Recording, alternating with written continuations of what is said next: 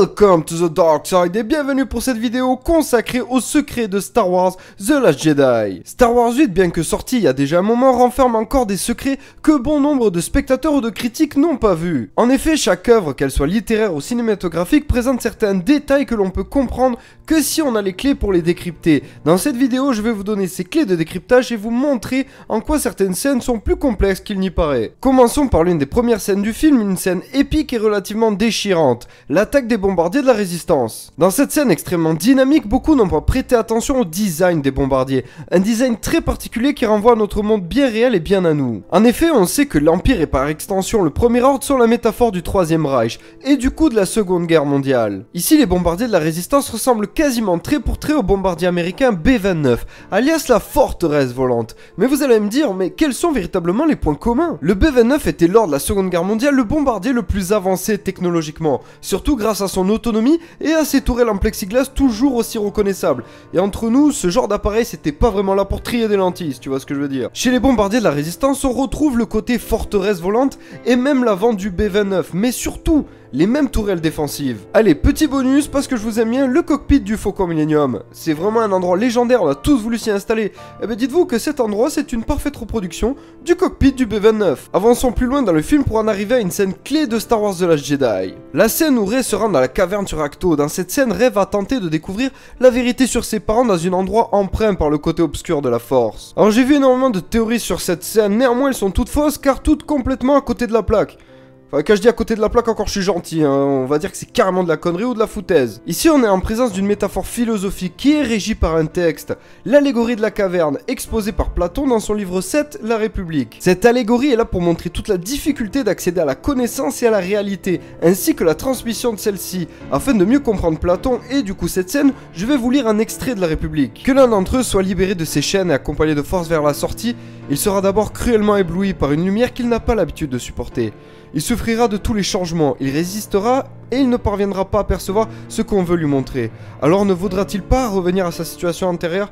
S'il persiste, il s'accoutumera, il pourra voir le monde dans sa réalité. Prenant conscience de sa condition intérieure, ce n'est qu'en se faisant violence qu'il retournera auprès de ses semblables. Mais ceux-ci, incapables d'imaginer ce qui lui est arrivé, ils le recevront très mal et refuseront de le croire.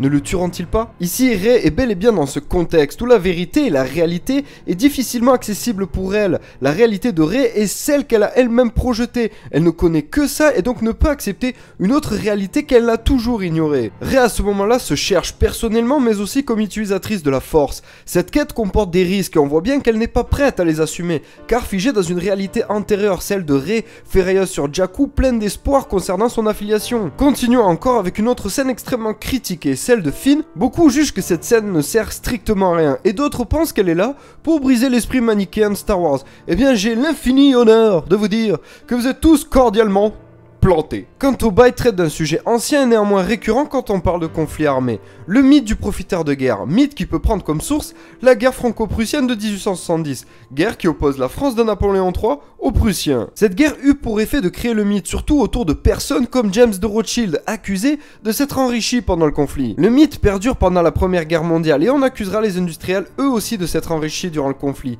Mais le mythe prend une autre dimension avec la Seconde Guerre mondiale, le mythe devient lui aussi mondial. En France, on a des industriels comme Renault qui sont accusés d'avoir profité du conflit en collaborant. Des pans entiers de la société sont accusés également, comme les épiciers que l'on surnomme les beaufs, alias bœuf, œuf, fromage. On les accuse de gonfler les prix et donc d'engranger plus de bénéfices. La société agraire est elle aussi visée. On accuse les paysans de dissimuler les récoltes et de les vendre plus tard au moment le plus propice. Quant au byte est dans la même veine, banquiers et industriels s'enrichissent sur le malheur de la galaxie, vendant des armes aux plus offrants afin de s'enrichir. Finn et Rose sont juste alors témoins de ce phénomène. Ils témoignent de la grande disparité entre les très riches mais aussi les très pauvres. Bon nombre de personnages de l'univers Star Wars ressemblent à des personnages historiques, mais sur certains la nuance est bien trop subtile pour pouvoir en parler de manière claire, comme Hux qui ressemble sur certains aspects à Reinhard Heydrich, adjoint d'Himmler. Celui-ci était souvent vu lui aussi comme un roquet enragé au service du Reich. Toute œuvre a un double sens de lecture, ne vous arrêtez pas à la première lecture, cherchez plus loin, plus en avant. Toute création découle d'une pensée qui elle-même était imprégnée par le monde où vit l'auteur. Replacer l'œuvre dans le contexte est donc une clé pour comprendre l'œuvre. Juste par exemple, dites-vous, si Lucas était né dans les années 90, pensez-vous vraiment que Solo aurait eu les traits d'un personnage de western? Bien sûr que non, il a ses traits car sa jeunesse a baigné dans ce genre de cinéma. Yeah, c'est la fin de cet épisode, j'espère qu'il vous a plu sincèrement. N'hésitez pas à lâcher un max de pouces bleus, vraiment c'est ça qui fait avancer la chaîne. Défoncez-moi cette barre des likes s'il vous plaît, parce que vraiment c'est un épisode qui m'a pris énormément de temps, il a fallu énormément de travail. Donc voilà, vraiment ça me ferait énormément de plaisir de voir que justement l'épisode vous a plu. Dans les commentaires, dites-moi si ça vous a plu ou si ça vous a déplu. Et s'il y a des choses que vous n'avez pas comprises, également, dites-le moi, il n'y a pas de problème. Également, partagez cette vidéo si le cœur vous en dit, abonnez-vous à la chaîne si ce n'est pas le cas. Et n'hésitez pas à me rejoindre sur les réseaux sociaux tels que Twitter, Facebook ou encore la page Facebook. La force c'est bien, le côté obscur c'est mieux. Histoire de se taper quelques barres ensemble parce que rigoler, ça fait toujours du bien. Et en tout cas, moi je vous dis à très vite les amis. Et que la force soit avec vous.